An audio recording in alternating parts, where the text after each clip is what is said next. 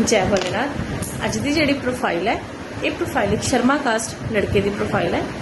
लड़का संगरूर नियर सुनाम तो बिलोंग करता है। लड़के की डेट ऑफ बर्थ 1996 है। लड़के की क्वालिफिकेशन +2 पास है। लड़का अपना होलसेलर प्लस रिटेल्स शूज़ का काम कर रहा है इस वेले। तो इन्हों की मंथली इनकम जी है वो 1 लाख प्लस है। इन्हों की रिक्वायरमेंट यह है कि इन्हों शर्मा या अरोड़ा फैमिली तो बिलोंग करती हुई लड़की चाहिए है। लड़की पढ़ी लिखी होनी चाहिए है, रैपुटेटेड फैमिली तो बिलोंग करती होनी चाहिए है, तो लड़की संस्कारी तो घरेलू होनी चाहिए है। जेकर लड़की अपना कोई काम करना चाहती है तो भी ये एग्री करते हैं।